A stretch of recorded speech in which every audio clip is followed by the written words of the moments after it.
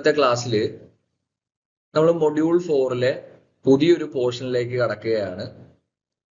നമ്മൾ ഇന്ന് നോക്കുന്നത് 1872 ഇന്ത്യൻ കോൺട്രാക്ട് ആക്ടിനെ പറ്റിയാണ്. ഈ ക്ലാസ്സിൽ നമ്മൾ എന്താണ് കോൺട്രാക്ട് ആക്ടിന്റെ ആ ഒരു ബേസിസ് എന്നും അതുപോലെ അതിൽ ഉൾക്കൊള്ളിച്ചിട്ടുള്ള പലതരം വ്യാഖ്യാനങ്ങളും ഡെഫിനിഷൻസും ഇന്റർപ്രിട്ടേഷൻസും പിന്നെ അതുമായി ബന്ധപ്പെട്ട കുറച്ച് പ്രധാനപ്പെട്ട ഫാക്റ്റുകളുമാണ് നമ്മൾ ഇന്നത്തെ ക്ലാസ്സിൽ പഠിക്കുന്നത്. നമുക്ക് നമ്മുടെ ക്ലാസ്സിലേക്ക് കടക്കാം.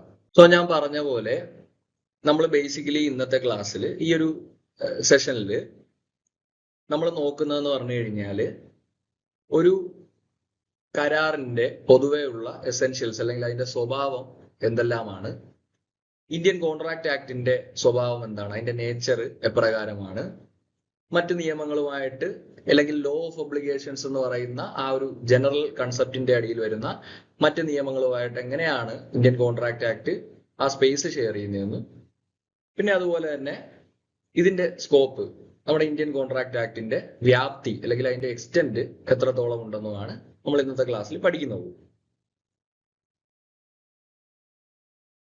Law of contract belongs to the law of obligations. Law of obligations seeks to organize and regulate voluntary legal relation between natural persons. Preamble of the Act states that the Act is to define and amend certain parts of the contract. It is not exhaustive on the whole law regarding contracts, as it define and amend only certain parts of the law relating to contracts.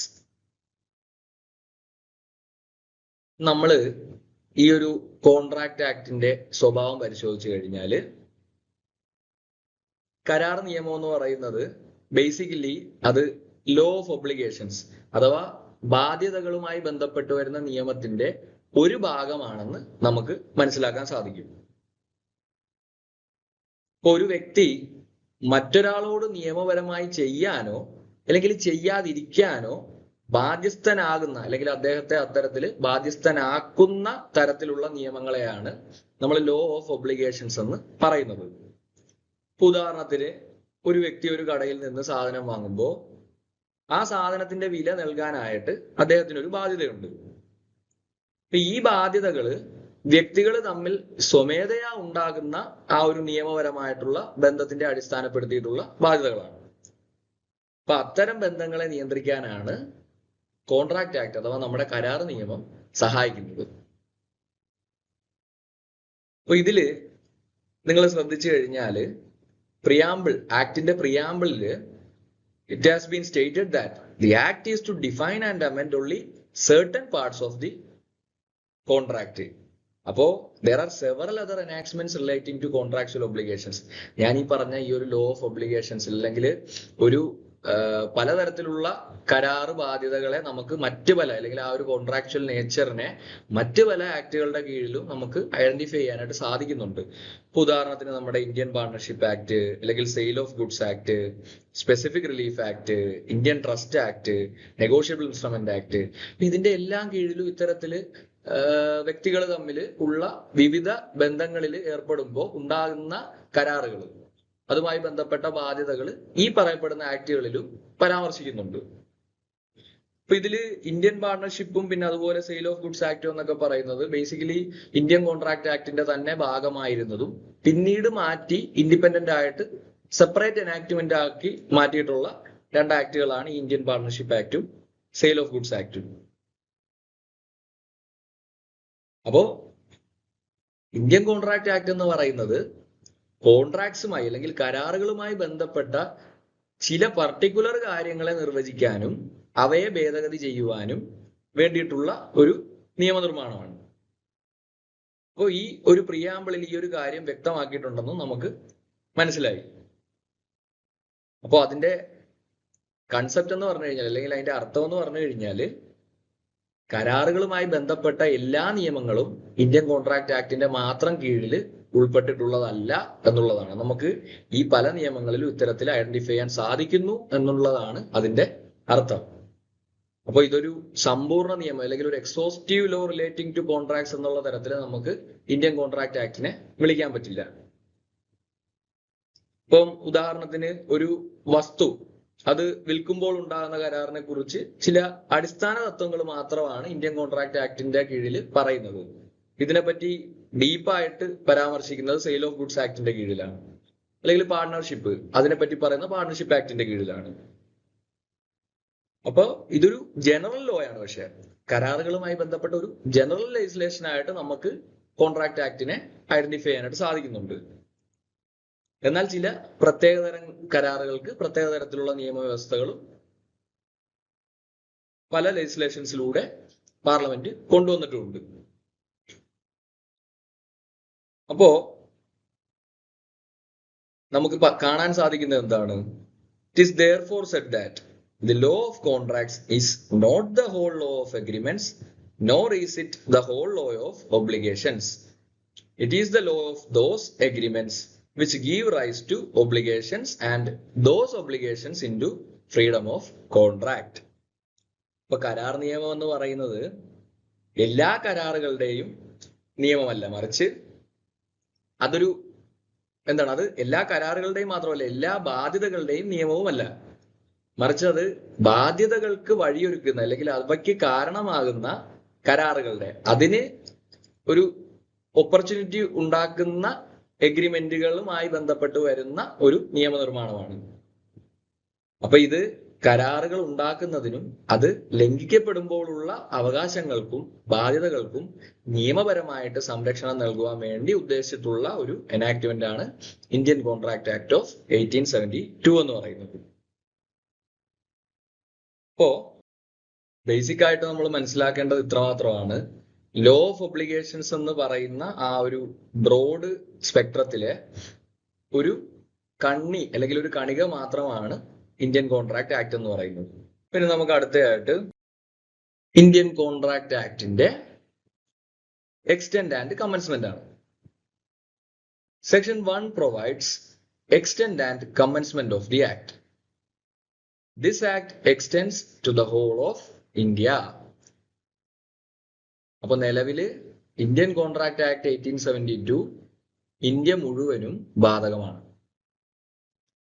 നമുക്കറിയാം, നേരത്തെ ഈ ഒരു act Jammu Kashmir ഒഴികെയുള്ള മറ്റ് സംസ്ഥാനങ്ങളിലായിരുന്നു applicable ആയിരുന്നത്. എന്നാൽ 2019 Jammu Kashmir reorganisation ആക്ടിന്റെ വരവിന് ശേഷം ഈ നിയമത്തിന്റെ ആപ്ലിക്കബിലിറ്റി ജമ്മു കാശ്മീരിലേക്ക് കൂടി എക്സ്റ്റെൻഡ് ചെയ്തു.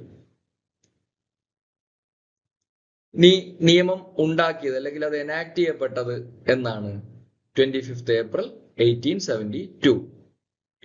പാർലമെന്റ് ഇത് പാസ്സാക്കിയ തീയതി എന്ന് പറഞ്ഞു കഴിഞ്ഞാൽ 25 ഏപ്രിൽ 1872 ബ്രിട്ടീഷ് പാർലമെന്റ്, അതായത് ഒരു ബ്രിട്ടീഷ് ഇന്ത്യയിൽ എക്സിസ്റ്റ് ചെയ്തിരുന്ന ഒരു നിയമമാണ് ഇന്ത്യൻ കോൺട്രാക്ട് ആക്ട്. നമുക്കറിയാം, സ്വാതന്ത്ര്യത്തിന് മുമ്പ് തന്നെ ഉണ്ടായിരുന്ന one of the law of obligations ആണ് Indian contract act.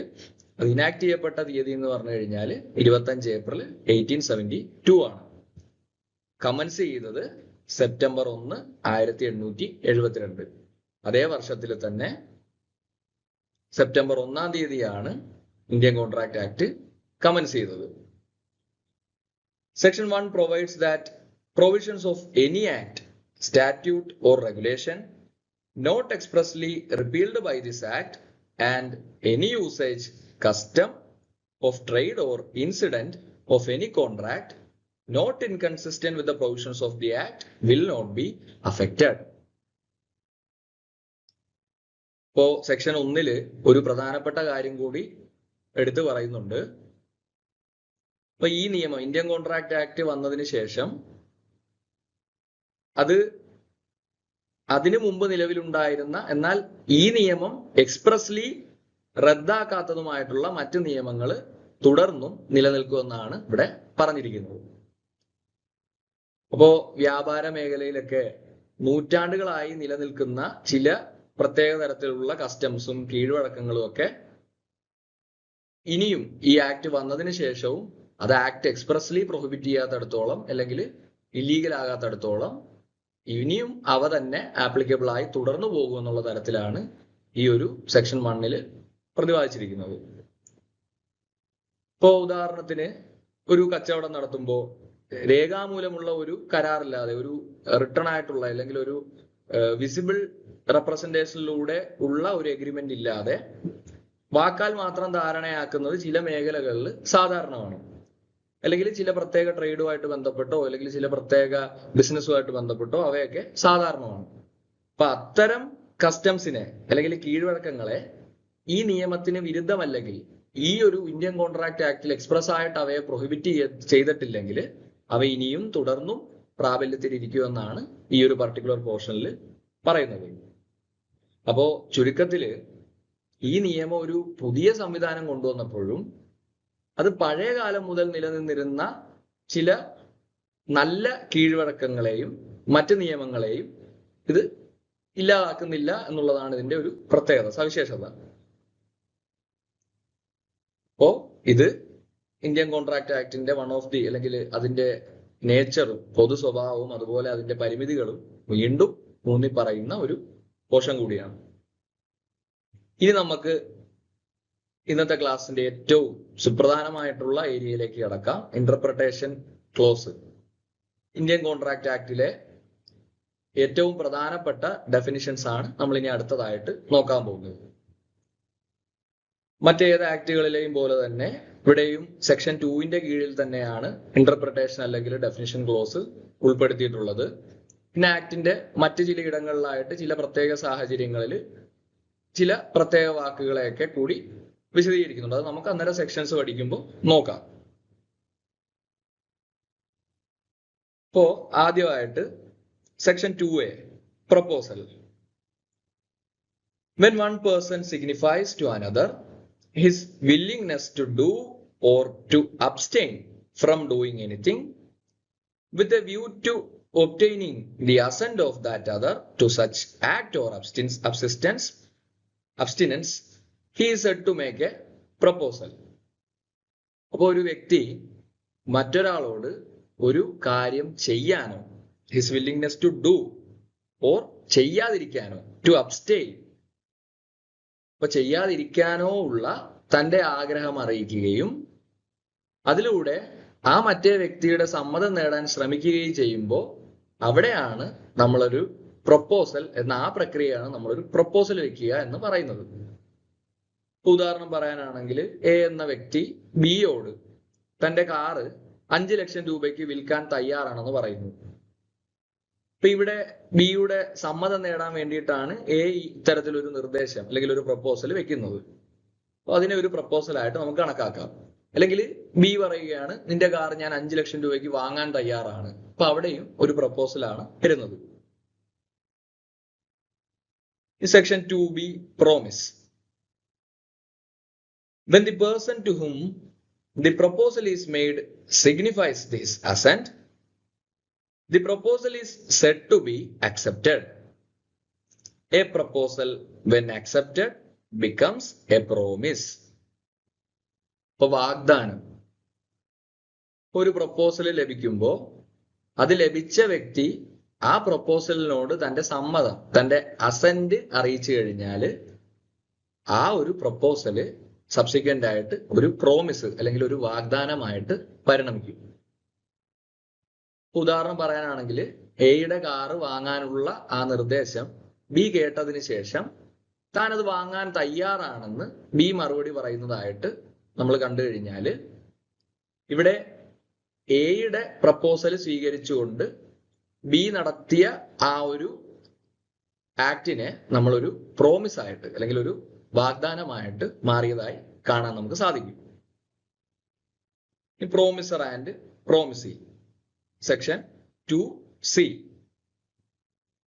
The person making the proposal is called the promiser and the person accepting the proposal is called the promisee.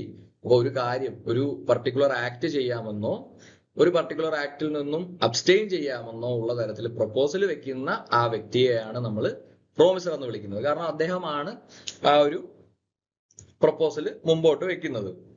അപ്പൊ ആ പ്രപ്പോസലിനെ accept ചെയ്യുന്ന വ്യക്തിയാണ് പ്രോമിസി എന്ന് നമ്മൾ വിളിക്കുന്നത്.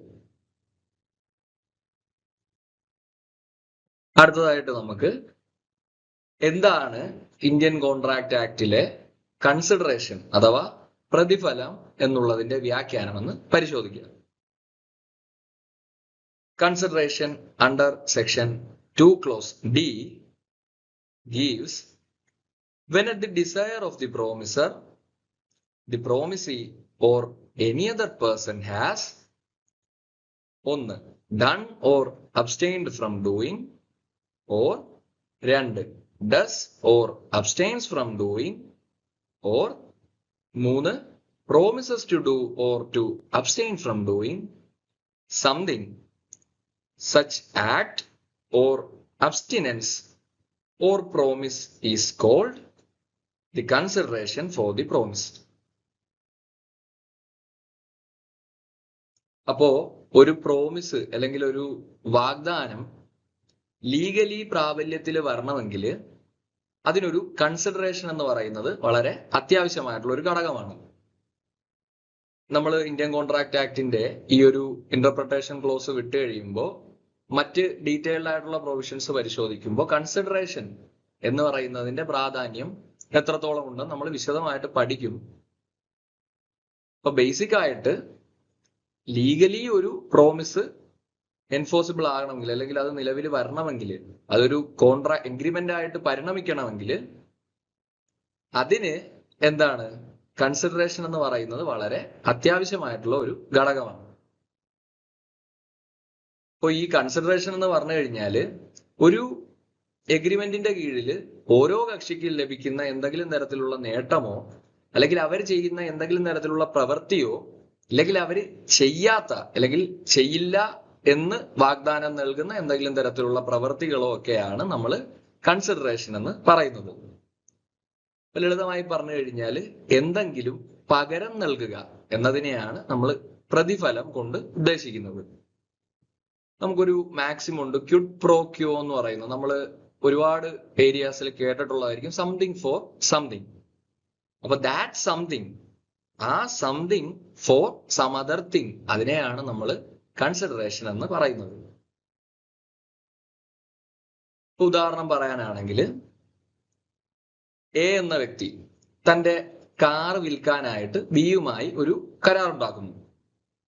അപ്പൊ ബി എക്ക് 5 ലക്ഷം രൂപ ഇതിന് പ്രതിഫലമായിട്ട് നൽകാമെന്ന് പറയുന്നു.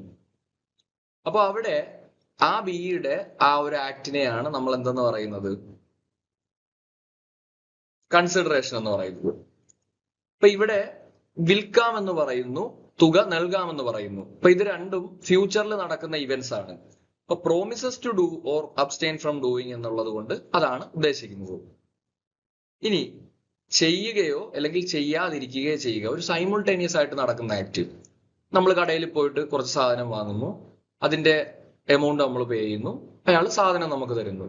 അപ്പൊ does or abstain from doing. ഇനി അതല്ല, done or abstained from doing. Already എൻ്റെ ഒരു സുഹൃത്ത് ബന്ധം കൂടിയുള്ള ഒരു വ്യക്തി എനിക്കൊരു കാർ വിറ്റു. അയാളുടെ കാർ ഇപ്പോൾ നിലവിൽ എൻ്റെ കൈവശമാണ്. ഞാൻ അതിന് പൈസ കൊടുക്കുന്നു, അല്ലെങ്കിൽ ഞാനൊരു വ്യക്തിക്ക് കുറച്ച് തുക പണമായിട്ട് കൊടുത്തിട്ടുണ്ടായിരുന്നു. അപ്പൊ അത് കൺസിഡറേഷൻ ആയിട്ട് കണ്ടുകൊണ്ട് അദ്ദേഹം എനിക്ക് അദ്ദേഹത്തിന്റെ കാറ് വിൽക്കുകയാണ്. അപ്പൊ ഇവിടെയൊക്കെ ഏതെങ്കിലും ഒരു ആക്ട് ഓൾറെഡി കഴിഞ്ഞു അല്ലെങ്കിൽ ചെയ്തു കഴിഞ്ഞു. അപ്പോ അവിടെ ഒരു പാസ്റ്റ് കൺസിഡറേഷൻ അല്ലെങ്കിൽ സൈമിൾട്ടേനിയസ് കൺസിഡറേഷൻ അല്ലെങ്കിൽ ഫ്യൂച്ചർ കൺസിഡറേഷൻ എന്നുള്ള തരത്തിലാണ് നമ്മൾ കാണുന്നത്. അപ്പൊ ഭാവിയിൽ ഒന്നെങ്കിൽ തരാം, അല്ലെങ്കിൽ ഓൾറെഡി കൊടുത്തു കഴിഞ്ഞു, അല്ലെങ്കിൽ സൈമിൾട്ടേനിയസ് ആയിട്ട് കൈമാറ്റം നടന്നു. അപ്പൊ ഈ 3 കാറ്റഗറി പെടുന്ന സാധനങ്ങളും കൺസിഡറേഷന്റെ അഥവാ പ്രതിഫലത്തിന്റെ അണ്ടറിൽ വരുന്നവയാണ്. ഇനി അടുത്തത് നമ്മൾ നോക്കുന്നത് എന്താണ് എഗ്രിമെന്റ് എന്ന് പറയുന്നതിന്റെ നിർവചനം. സെക്ഷൻ 2E എഗ്രിമെന്റിനെ ഡിഫൈൻ ചെയ്തിരിക്കുന്നത്. അപ്പൊ കരാർ എന്താണെന്ന് ചോദിച്ചു കഴിഞ്ഞാൽ every promise and every set of promises foaming the consideration for each other is an agreement. ഇപ്പോ ഒരു വാഗ്ദാനവും അതിനുള്ള പ്രതിഫലവും കൂടിച്ചേരുമ്പോൾ ആ ഒരു ഔട്ട്പുട്ടിനെയാണ് നമ്മൾ എഗ്രിമെന്റ് എന്ന് വിളിക്കുന്നത്. അപ്പോൾ പ്രോമിസ് പ്ലസ് കൺസിഡറേഷൻ ആണ് എഗ്രിമെന്റ് എന്ന് പറയുന്നതിനെ ഫോം ചെയ്യുന്നത്. ഒരു വ്യക്തി ഒരു കാര്യം ചെയ്യാമെന്ന് വാഗ്ദാനം ചെയ്യുമ്പോൾ അതിന് പകരമായി മറ്റേ വ്യക്തി ഒരു പ്രതിഫലം നൽകുന്നു, കൺസിഡറേഷൻ നൽകുന്നു. അപ്പോ ഈ കൺസിഡറേഷൻ എന്ന് പറയുന്നത് മറ്റേ ആളുടെ ഒരു വാഗ്ദാനമോ, സൈമിൾട്ടേനിയസ് ആയിട്ട് അദ്ദേഹം കൊടുക്കുന്ന ഒരു വാഗ്ദാനമോ അല്ലെങ്കിൽ മറ്റെന്തെങ്കിലും തരത്തിലുള്ള എക്സ്പ്രസ് ആക്ടുകളോ ആയിരിക്കാം. അപ്പൊ ഈ വാഗ്ദാനവും അതിന്റെ പ്രതിഫലവും ചേരുന്നതിനെയാണ് നമ്മൾ കരാർ അല്ലെങ്കിൽ എഗ്രിമെന്റ് അല്ലെങ്കിൽ ഒരു ധാരണയിലെത്തുക, കുറച്ചുകൂടി പ്രോപ്പർ ആയിട്ട് പറഞ്ഞു കഴിഞ്ഞാൽ ധാരണയിലെത്തുക. അപ്പൊ ആ ധാരണയിലെത്തുക എന്നതിനെ കൊണ്ട് ഉദ്ദേശിക്കുന്നത് ഈ ഒരു ആക്ടിനെയാണ്. അപ്പോ അടുത്തത് ഇനി reciprocal promises under section 2 close F. Promises which form the consideration or part of the consideration for each other are called reciprocal promises. അപ്പൊ അതായത് പരസ്പര വാഗ്ദാനങ്ങൾ. ഒരു കരാറില് ഒരു കക്ഷി ഒരു വാഗ്ദാനം നൽകുന്നു. ഈ വാഗ്ദാനത്തിന് പകരമായി മറ്റേ കക്ഷി ഒരു വാഗ്ദാനം തിരികെ നൽകുന്നു. ഈ രണ്ട് വാഗ്ദാനങ്ങളും പരസ്പരമായിട്ട് കൺസിഡറേഷൻസ് ആയിട്ടാണ് നമ്മൾ കാണുന്നത്, അല്ലെങ്കിൽ അവ അത്തരത്തിലാണ് ഓപ്പറേറ്റ് ചെയ്യുന്നത്. അപ്പൊ ഇതിനെയാണ് റെസിപ്രോക്കൽ പ്രോമിസസ് എന്ന് പറയുന്നത്. എന്റെ വീട്ടില് ഒരു പർട്ടിക്കുലർ സെറ്റ് ഓഫ് ജോലികൾ ചെയ്യാനായിട്ട് ഞാൻ ഒരാളെ വിളിക്കുന്നു. അപ്പോൾ അദ്ദേഹം പറയുന്നു, ഞാൻ ഇന്ന ജോലികൾ ഞാൻ ചെയ്തു തരാം, എന്റെ കൂലി ഇത്രയുമാണെന്ന് പറയുന്നു. ഞാൻ പറയുകയാണ്, നിങ്ങൾ ആ ജോലി ചെയ്യുകയാണെങ്കിൽ ഞാൻ ഇത്ര രൂപ കൂലിയായിട്ട് നിങ്ങൾക്ക് തരാമെന്ന് പറയുന്നു. അപ്പൊ അവിടെ റെസിപ്രോക്കൽ പ്രോമിസ് ആണ്. ഒരേ കാര്യത്തിൽ തന്നെയുള്ള, ഒരേ തുകയിൽ തന്നെയുള്ള ഒരു ധാരണ അവിടെ നമ്മൾ എത്തുകയാണ്. അതിനെയാണ് നമ്മൾ റെസിപ്രോക്കൽ പ്രോമിസസ് എന്ന് പറയുന്നത്. ഇനി അടുത്തതായിട്ട് എന്താണ് വോയിഡ് അഗ്രിമെന്റ് എന്ന് പറയുന്നത്? സെക്ഷൻ 2Gയുടെ അണ്ടറിലാണ് നമ്മൾ വോയിഡ് അഗ്രിമെന്റിനെ ഡിഫൈൻ ചെയ്യുന്നത്. An agreement which is not enforceable by law is said to be void. നിയമപരമായിട്ട് സാധൂകരിക്കാൻ സാധിക്കാത്ത ധാരണകളെയാണ് നമ്മൾ വോയിഡ് എഗ്രിമെന്റുകൾ എന്ന് പറയുന്നത്. ശൂന്യമായ കരാറുകൾ, നമ്മൾ മലയാളത്തിൽ പറഞ്ഞു കഴിഞ്ഞാൽ ശൂന്യമായിട്ടുള്ള, തികച്ചും ശൂന്യമായിട്ടുള്ള കരാറുകളെയാണ് നമ്മൾ വോയിഡ് എഗ്രിമെന്റ്സ് എന്ന് വിളിക്കുന്നത്. അപ്പൊ ഇവിടെ ഒരു an agreement is there, ഒരു കരാറുണ്ട് അല്ലെങ്കിൽ ഒരു ധാരണയുണ്ട്. പക്ഷെ എന്തെങ്കിലും കാരണവശാല് ആ ഒരു ധാരണ നിയമത്തിന് മുന്നിൽ അസാധുവാകുകയാണെങ്കിൽ അല്ലെങ്കിൽ അസാധുവാക്കപ്പെടുകയാണെങ്കിൽ, അവയെ കോടതി വഴി എൻഫോഴ്സ് ചെയ്യാൻ സാധിക്കുന്നില്ലെങ്കിൽ, ആ സാഹചര്യങ്ങളിലാണ് നമ്മൾ ആ എഗ്രിമെന്റുകളെ വോയിഡ് എഗ്രിമെന്റുകൾ എന്ന് വിളിക്കുന്നത്. അപ്പോ സാധാരണഗതിയിൽ ഇവ തുടക്കം മുതലേ, ഒട്ടുമിക്ക കേസുകളിലും ഇവ തുടക്കം മുതലേ തന്നെ നിലവിലില്ലാത്തതായി കണക്കാക്കപ്പെടുന്ന തരത്തിലുള്ള എഗ്രിമെന്റുകളാണ്. ഇപ്പൊ ഉദാഹരണത്തിന് എ എന്ന് പറയുന്ന വ്യക്തി ബിയോട് പറയുകയാണ്, ഞാൻ നിനക്ക് 50,000 രൂപ തരാം, നീ പോയിട്ട് സിയുടെ കൈയും കാലും തല്ലി ഒടിക്കണമെന്നുള്ളത്. അപ്പൊ അവിടെ ആ വ്യക്തികൾ തമ്മിൽ, അദ്ദേഹം പറയുന്നു, ഞാൻ ചെയ്യാന്ന് പറയുന്നു. ആ വ്യക്തികൾ തമ്മിൽ അവിടെ ഒരു ധാരണയുണ്ട്. പക്ഷെ എന്താണ്, ഒരു കോടതി വഴി നടപ്പിലാക്കി എടുക്കാൻ ഇതിനെ നമുക്ക് സാധിക്കില്ല, എൻഫോഴ്സ് ചെയ്യാൻ പറ്റിയില്ല. ഇപ്പൊ സിയുടെ കൈയും കാലും പോയിട്ട് ബി തല്ലി ഒടിച്ചു, എ പൈസ കൊടുക്കുന്നില്ല, ബിക്ക് ഇതും കൊണ്ട് കോടതിയിലേക്ക് പോകാൻ സാധിക്കില്ല. അപ്പൊ അത്തരത്തിലുള്ള എഗ്രിമെന്റുകളെയാണ്, ധാരണകളെയാണ് നമ്മൾ വോയിഡ് എഗ്രിമെന്റുകൾ എന്ന് വിളിക്കുന്നത്. അപ്പൊ ഇല്ലീഗൽ ആയിട്ടുള്ള എഗ്രിമെന്റ്സും ഇത്തരത്തിൽ വോയിഡ് എഗ്രിമെന്റുകളുടെ അണ്ടറിൽ വരുന്നവയാണ്. പിന്നെ ചില പ്രത്യേക സാഹചര്യങ്ങൾ നമ്മൾ പിന്നീട് ഡീറ്റെയിൽഡ് ആയിട്ട് ആക്ടിന്റെ പ്രൊവിഷൻസ് പഠിക്കുമ്പോൾ വോയിഡ് എഗ്രിമെന്റുകളെ പറ്റി പഠിക്കും. ഇനി അടുത്തതായിട്ട് കോൺട്രാക്ട് ആക്ടിന്റെ വളരെ സുപ്രധാനമായിട്ടുള്ള നിർവചനമാണ് അണ്ടർ സെക്ഷൻ 2 ക്ലോസ് Hല് എന്താണ് കോൺട്രാക്ട് എന്നതിന്റെ വ്യാഖ്യാനം. An agreement enforceable by law is a contract. അപ്പോ വോയിഡ് അഗ്രിമെന്റുകളെ പറ്റി നമ്മൾ പഠിച്ചതിന്റെ ആ ഒരു ശൂന്യമായ ധാരണകളുടെ നേരെ വിപരീതം, നേരെ ഓപ്പോസിറ്റ് ആണ് കോൺട്രാക്ട് എന്നുള്ളതിന്റെ നിർവചനം. An agreement which is enforceable by law is a contract. അപ്പൊ നിയമപരമായിട്ട് നടത്തിയെടുക്കാൻ സാധിക്കുന്ന ധാരണകളെ അല്ലെങ്കിൽ കരാറുകളെയാണ് നമ്മൾ കോൺട്രാക്ട് എന്ന് ആക്ടിൽ വിശേഷിപ്പിക്കുന്നത്, ആക്ടിന്റെ ആവശ്യങ്ങൾക്കായിട്ട് നമ്മൾ വിശേഷിപ്പിക്കുന്നത്. അപ്പോ ഇത്തരം ഒരു എഗ്രിമെന്റുകളിൽ അല്ലെങ്കിൽ ഇങ്ങനെയുള്ള നിയമപരമായിട്ട് നടപ്പിലാക്കിയെടുക്കാൻ സാധിക്കുന്ന എഗ്രിമെന്റുകൾ എന്ന് പറയുമ്പോൾ അതിലെ ടേംസ് എഗ്രി ചെയ്തിരിക്കുന്ന വ്യക്തികൾ അവരിൽ ആരെങ്കിലും ലംഘിച്ചു കഴിഞ്ഞാൽ അവയെ കോടതി മുഖാന്തരം നടപ്പിലാക്കി എടുക്കാനായിട്ട് സാധിക്കും. എൻഫോഴ്സിബിൾ ആണോ? അതിനെയാണ് നമ്മൾ കോൺട്രാക്റ്റുകൾ എന്ന് വിളിക്കുന്നത്. ഇനി എന്താണ് വോയിഡബിൾ കോൺട്രാക്ട് എന്നുള്ള സെക്ഷൻ 2 ക്ലോസ് I. ഒരുപാട് പേപ്പറുകളിൽ ഈ ഒരു വോയിഡബിൾ കോൺട്രാക്റ്റിന്റെ ഡെഫിനിഷൻ ആണ് ചോദിച്ച് കണ്ടിട്ടുള്ളത്. കാരണം നമ്മൾ വോയിഡബിൾ എന്ന് കാണുമ്പോൾ ചിലരിൽ ഒരു കൺഫ്യൂഷൻ വരാൻ സാധ്യതയുണ്ട്.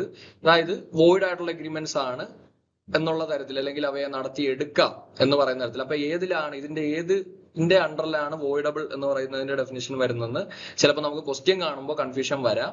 ആ കൺഫ്യൂഷൻ മാറ്റാനായിട്ട് ഇതൊന്ന് ശ്രദ്ധിച്ച് പഠിക്കുക. Voidable contract is defined under section 2 clause I. An agreement which is enforceable by law at the option of one or more of the parties thereto, but not at the option of the other or others, is a voidable contract. അപ്പോ വേണമെങ്കിൽ റദ്ദാക്കാവുന്ന കരാറുകൾ, അവയെയാണ് നമ്മൾ voidable contracts എന്ന് വിളിക്കുന്നത്. അപ്പോ void agreements എന്ന് പറഞ്ഞു കഴിഞ്ഞാൽ എന്താണ്? അവ നിയമപരമായിട്ട് അസാധുവായിട്ടുള്ള കരാറുകളാണ്, നമുക്കറിയാം. പക്ഷെ വോയിഡബിൾ എഗ്രിമെന്റുകളുടെ അല്ലെങ്കിൽ വോയിഡബിൾ കോൺട്രാക്റ്റുകളുടെ പ്രത്യേകത എന്ന് പറഞ്ഞു കഴിഞ്ഞാൽ ഇനീഷ്യലി ഇവ വാലിഡ് ആണ്, ദേ ആർ വാലിഡ് കോൺട്രാക്ട്സ്. പക്ഷെ ചില സാഹചര്യങ്ങൾ മൂലമോ അല്ലെങ്കിൽ കോൺട്രാക്റ്റിന്റെ എന്തെങ്കിലും എസെൻഷ്യൽസ് അവിടെ പാലിച്ചിട്ടില്ല, അല്ലെങ്കിൽ വ്യക്തിയുടെ കൺസെന്റ് പ്രോപ്പർ ആയിരുന്നില്ല, അത് ഒബ്റ്റെയിൻഡ് ത്രൂ ഫ്രോഡോ അല്ലെങ്കിൽ മിസ്റെപ്രസെന്റേഷനോ അല്ലെങ്കിൽ അത്തരത്തിലുള്ള എന്തെങ്കിലും തരത്തിലുള്ള മറ്റ് നിർബന്ധങ്ങളോ അല്ലെങ്കിൽ ഭീഷണിയോ അതിനോടൊക്കെ വഴിപ്പെട്ടിട്ടാണ് ഒരു വ്യക്തി തന്റെ സമ്മതം നൽകിയതെങ്കിൽ ആ പർട്ടിക്കുലർ വ്യക്തിക്ക് ഈ കരാറിനെ റദ്ദാക്കാനായിട്ട് നിയമപരമായിട്ടൊരു അവകാശമുണ്ട്. അപ്പോ അത്തരത്തിലുള്ള എഗ്രിമെന്റുകളെയാണ് നമ്മൾ വോയിഡബിൾ കോൺട്രാക്ട്സ് എന്ന് വിളിക്കുന്നത്. ഉദാഹരണം പറയാനാണെങ്കിൽ എ എന്ന് പറയുന്ന വ്യക്തിയെ ഒരു തോക്ക് ചൂണ്ടിക്കൊണ്ട് ബി ഭീഷണിപ്പെടുത്തിക്കൊണ്ട് തന്റെ വസ്തു വെറും തുച്ഛമായ വിലയ്ക്ക് ബിക്ക് വിൽക്കാനായിട്ട് ബി നിർബന്ധിക്കുകയാണെന്ന് വിചാരിക്കുക. അപ്പോ ആ സാഹചര്യത്തിൽ എ അത് എഗ്രി ചെയ്യുകയാണെങ്കിൽ അവിടെ അത് voidable at the option of A ആണ്. അത് നിയമപരമായി നമ്മൾ നോക്കുമ്പോൾ ഈ ഒരു ഫാക്ട് എന്ന് പറയുന്നത് ലോയ്ക്ക് അറിയാത്തടത്തോളം, അതായത് എ തന്റെ കൺസെന്റ് ബി ഒബ്റ്റെയിൻ ചെയ്തത് പ്രകാരമാണ്, ഒരു അൺഡ്യൂ ഇൻഫ്ലുവൻസ് ചെലുത്തിയിട്ടാണ്, അല്ലെങ്കിൽ ഒരു മിസ്റെപ്രസെന്റേഷനിലൂടെയാണ്, അല്ലെങ്കിൽ അത്തരത്തിലുള്ള പല കാരണങ്ങളും കാണിച്ചുകൊണ്ട് നമുക്കതൊക്കെ ഡീറ്റെയിൽഡ് ആയിട്ട് പിന്നീട് പഠിക്കാം. അപ്പോൾ അല്ലെങ്കിൽ ആ ഒരു അൺഡ്യൂ ഇൻഫ്ലുവൻസ് അല്ല, കോയേഷൻ ചെലുത്തിക്കൊണ്ടാണ് എന്നുള്ള തരത്തിലൊക്കെ കാണിച്ചു കഴിഞ്ഞാൽ അവിടെ തന്റെ കൺസെന്റ് അപ്രകാരം ഒബ്റ്റെയിൻ ചെയ്തത് കൊണ്ട് at the option of A ഇത് വോയിഡബിൾ ആണ്. അപ്പൊ അതിനെയാണ് നമ്മൾ വോയിഡബിൾ കോൺട്രാക്ട്സ് എന്ന് വിളിക്കുന്നത്. ചുരുക്കി പറഞ്ഞു കഴിഞ്ഞാല് ഇത്തരം കരാറുകൾ റദ്ദാക്കാൻ സാധ്യതയുള്ള നിയമപരമായിട്ടുള്ള കരാറുകൾ തന്നെയാണ്. കരാറിൽ അല്ലെങ്കിൽ കരാറ് പ്രകാരം ദുരിതത്തിലായ കക്ഷിക്ക് റദ്ദാക്കാൻ അദ്ദേഹം തീരുമാനമെടുക്കുന്നത് വരെ അത് നിലനിൽക്കുക തന്നെ ചെയ്യും എന്നുള്ളതാണ് പ്രധാനമായിട്ടും മനസ്സിലാക്കിയിരിക്കേണ്ട ഫാക്ട് എന്ന് പറയുന്നത്. ഇനി contract becomes void, section 2 clause J. Definition സെക്ഷനിലെ അവസാനത്തെ ഡെഫിനിഷൻ ആണ്: a contract which ceases to be enforceable by law become void when it ceases to be enforceable. വളരെ ലളിതമായിട്ടുള്ള ഒരു ഡെഫിനിഷൻ ആണ്. സെക്ഷൻ 2J പ്രകാരം ഒരു നിയമപരമായ കരാറ് പിന്നീട് ചില കാരണങ്ങളാൽ നിയമപരമായി നടപ്പാക്കാൻ കഴിയാത്ത തരത്തിലുള്ള അവസ്ഥയിലേക്ക് മാറുമ്പോൾ അത് ഒരു വോയിഡ് ആയിട്ടുള്ള കരാറുകളായി അല്ലെങ്കിൽ ശൂന്യമായ കരാറായി പരിണമിക്കുന്നതിനെയാണ് നമ്മൾ കോൺട്രാക്ട് ബിക്കംസ് വോയിഡ് എന്നുള്ള തരത്തിൽ സെക്ഷൻ 2Jയുടെ അണ്ടറിൽ ഡിഫൈൻ ചെയ്യുന്നത്. അപ്പോ കരാറ് ഇനിഷ്യലി നിലവിൽ വരുമ്പോൾ അത് പൂർണ്ണമായിട്ടും വാലിഡ് ആയിരിക്കും, എൻഫോഴ്സിബിൾ ആയിരിക്കും. എന്നാൽ പിന്നീട് കരാറിലെ വ്യവസ്ഥകൾ നടപ്പാക്കാൻ കഴിയാത്ത ചില സാഹചര്യങ്ങൾ ഉടലെടുക്കുകയാണ്. അപ്പോ ഇത്തരം സാഹചര്യങ്ങൾ വരുമ്പോൾ കരാറ് സ്വയം ഓട്ടോമാറ്റിക്കലി വോയിഡ് ആയി പോവുകയാണ്. അപ്പൊ ഇതിൽ നിന്നും ഇത് വ്യത്യാസമാണ്. അത് നിങ്ങൾക്ക് മനസ്സിലായി കാണുമെന്ന് ഞാൻ പ്രതീക്ഷിക്കുന്നു. വോയിഡബിളിന്റെ കാര്യത്തിൽ ആ ഒരു പർട്ടിക്കുലർ വ്യക്തിയുടെ ഓപ്ഷനിലാണ്, അല്ലെങ്കിൽ ആരുടെ കൺസെന്റ് ആണോ ഇപ്രകാരം ഇംപ്രോപ്പർ ആയിട്ട് അക്വയർ ചെയ്തത് അയാളുടെ താല്പര്യത്തിനനുസരിച്ചാണ് കോൺട്രാക്ട് വോയിഡബിൾ ആക്കാൻ സാധിക്കുന്നത്. പക്ഷെ അത് വോയിഡബിൾ ആക്കുന്നത് വരെ നിയമപരമായി നിലനിൽക്കുകയും ചെയ്യും. പക്ഷെ ഇവിടെ കോൺട്രാക്ട് ബിക്കംസ് വോയിഡ് എന്ന് പറയുന്നത് നിയമപരമായിട്ടുള്ള ചില കാരണങ്ങൾ മൂലം ഒരു കോൺട്രാക്ട് ഇനീഷ്യലി വാലിഡ് ആയിരുന്ന ഒരു കോൺട്രാക്ട് സബ്സിക്വന്റ്ലി അൺഎൻഫോഴ്സിബിൾ ആയി മാറുകയാണ്. അപ്പോൾ രണ്ടും ഡിഫറെന്റ് സെനാരിയോസ് ആണ്.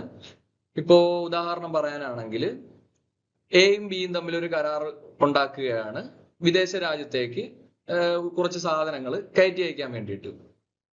അപ്പോൾ ഇവിടെ സബ്സിക്വന്റ് ആയിട്ട് ആ പർട്ടിക്കുലർ വിദേശ രാജ്യവുമായിട്ട് ഇന്ത്യ യുദ്ധം പ്രഖ്യാപിക്കുകയാണ്.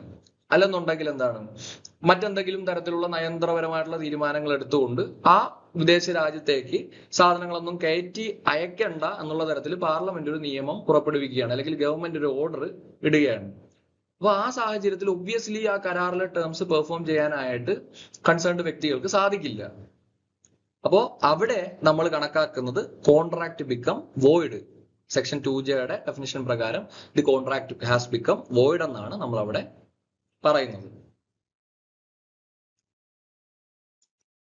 ഇനി അടുത്തത് നമ്മൾ കോൺട്രാക്ട് ആക്ട് പഠിക്കുമ്പോൾ കേൾക്കുന്ന ഒരു പ്രധാനപ്പെട്ട quote, all contracts are agreements but all agreements are not contracts. അപ്പൊ എല്ലാ കരാറുകളും ധാരണകളാണ്, പക്ഷെ എല്ലാ ധാരണകളും കരാറുകളായി പരിണമിക്കണം എന്ന് നിർബന്ധമില്ല. അതാണ് ഈ ഒരു ഡെഫിനിഷന്റെ അർത്ഥം. ഇപ്പോൾ ബേസിക്കലി നമുക്കറിയാം ഒരു കോൺട്രാക്ട് എന്ന് പറയുന്നത് it is an agreement enforceable by law, but there can be other agreements too. നമുക്കറിയാം നിയമപരമല്ലാത്ത, ഞാൻ പറഞ്ഞു ഒരാളുടെ കൈയും കാലും തല്ലിയൊടിക്കാനായിട്ട് ഒരു പ്രതിഫലം വാങ്ങിക്കൊണ്ട് ഒരു കരാറിൽ ഏർപ്പെടുകയാണെങ്കിൽ അവിടെ അവർ തമ്മിൽ ഒരു ധാരണ ഉണ്ട് അല്ലെങ്കിൽ ഒരു എഗ്രിമെന്റ് ഉണ്ടെന്നുള്ളത് ഉറപ്പാണ്, പക്ഷെ അത് നിയമപരമായിട്ട് നടപ്പിലാക്കി എടുക്കാൻ സാധിക്കില്ല. All contracts are agreements, but the converse, that is, all agreements are contracts is not true. എല്ലാ എഗ്രിമെന്റുകളും കോൺട്രാക്ട് ആകണമെന്നില്ല, പക്ഷെ എല്ലാ കോൺട്രാക്റ്റുകളും എഗ്രിമെന്റുകൾ തന്നെയാണ്. അപ്പൊ എന്തൊക്കെയാണ് കോൺട്രാക്ടിന്റെ എസെൻഷ്യൽ എലമെന്റ്സ് എന്ന് പറയുന്നത്? Legal intention, valid consideration, free consent, lawful object, competency of parties തുടങ്ങിയവയാണ് നമ്മൾ ഒരു കോൺട്രാക്ടിന്റെ പ്രധാനപ്പെട്ട ഘടകങ്ങൾ എന്ന് പറയുന്നത്. നമ്മൾ ഇതൊക്കെ വിശദമായിട്ട് പിന്നീട് പോകെ ചർച്ച ചെയ്യും. അപ്പൊ അതിൽ ആദ്യമായിട്ട് ലീഗൽ ഇന്റൻഷൻ, അതായത് നിയമപരമായിട്ടുള്ള ഉദ്ദേശം എന്ന് പറയുന്നത്. അപ്പൊ കരാറിൽ ഏർപ്പെടുന്ന കക്ഷികൾക്ക് നിയമപരമായ ഒരു ബന്ധം സ്ഥാപിക്കാനുള്ള ഒരു ഉദ്ദേശം ഉണ്ടായിരിക്കണം. ഇപ്പം ഉദാഹരണം പറയാനാണെങ്കിൽ ഏതെന്റെ സുഹൃത്തായ ഒരു വ്യക്തിയെ, ബിയെ, ഒരു ഡിന്നറിന് ക്ഷണിക്കുകയാണ്. ബി വരുന്നില്ല. ഇവിടെ ഒരു ധാരണ ഉണ്ടായി, ഇവർ തമ്മിൽ ഒരു എഗ്രിമെന്റ് ഉണ്ടായി, ഞാൻ വരാമെന്ന് പറഞ്ഞിരുന്നു, പിന്നീട് വിസമ്മതിക്കുകയാണ്. പക്ഷെ അതിന് ഒരു നിയമപരമായിട്ടുള്ള ഉദ്ദേശം ഉണ്ടോ? ഇല്ല. ജസ്റ്റ് ഒരു കാഷ്വൽ വിസിറ്റ് ആണ് അവിടെ ഉദ്ദേശിക്കുന്നത്. ബി ഡിന്നറിന് വന്നില്ലെന്ന് പറഞ്ഞിട്ട് എക്ക് ബിക്കെതിരെ പോയിട്ട് സ്യൂട്ട് ഇൻസ്റ്റിറ്റ്യൂട്ട് ചെയ്യാൻ സാധിക്കുമോ? പറ്റില്ല.